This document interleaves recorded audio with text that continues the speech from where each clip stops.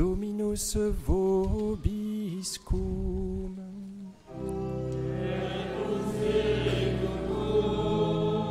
Sequentia Sancti Evangelii secundum Matteum.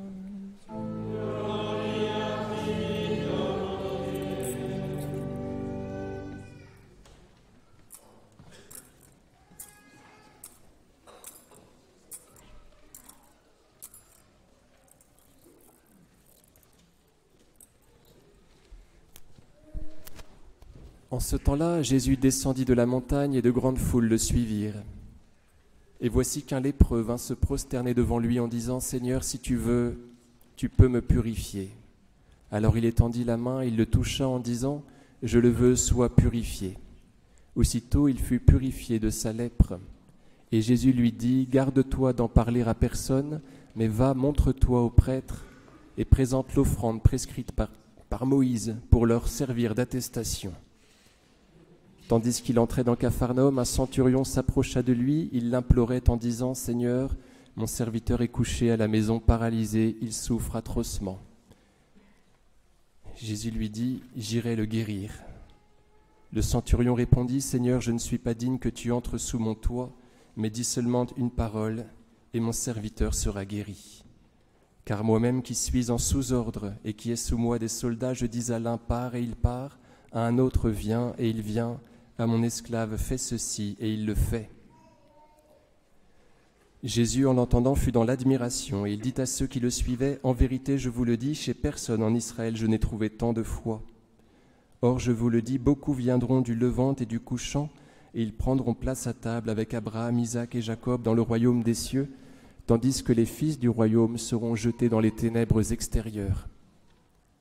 Là seront les pleurs et les grincements de dents. » Jésus dit au centurion, « Va qu'il te soit fait selon ta foi. » Et le serviteur fut guéri à l'heure même.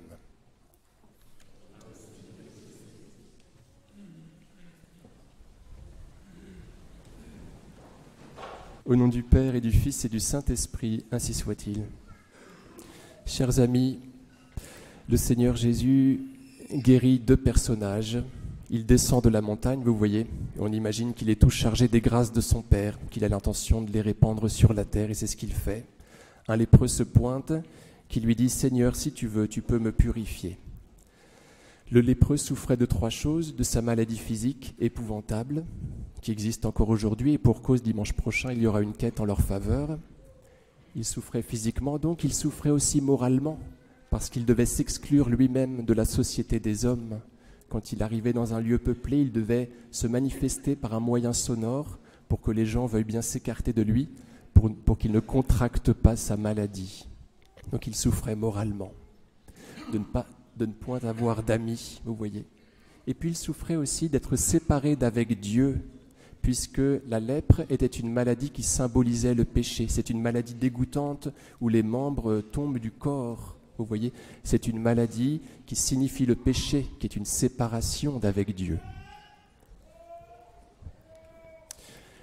Donc, les lépreux souffraient considérablement à ces trois niveaux-là.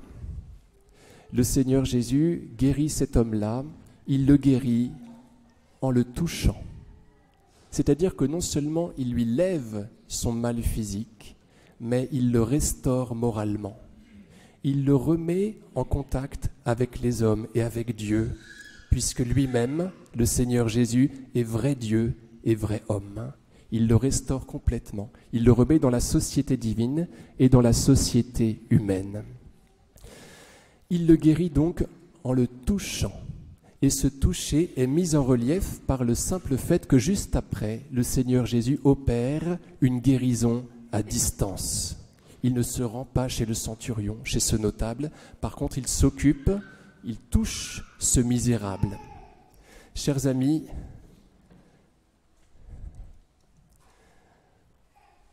ce toucher, il faut que nous le pratiquions.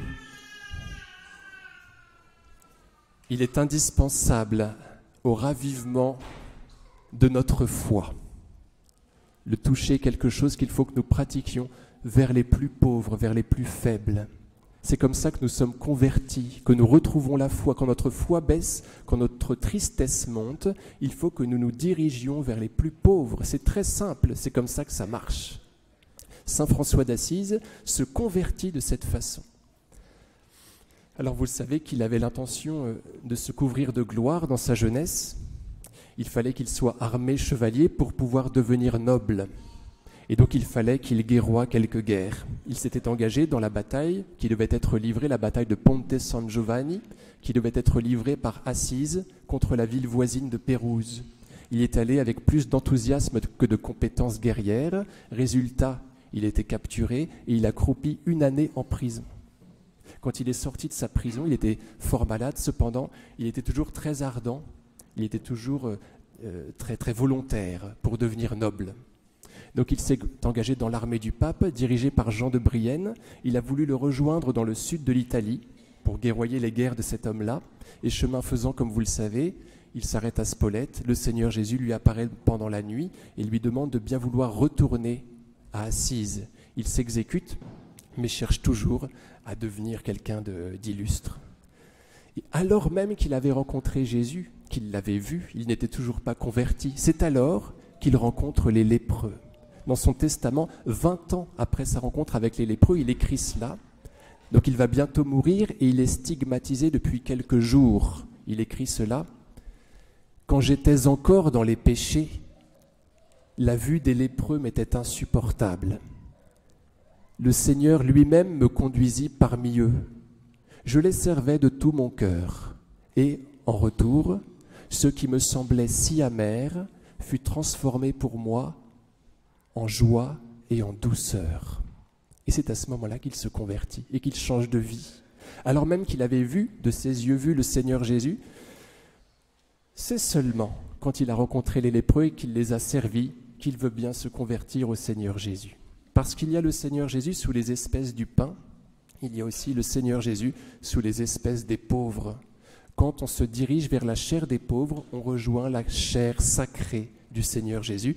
On peut le sentir, on peut être converti par elle.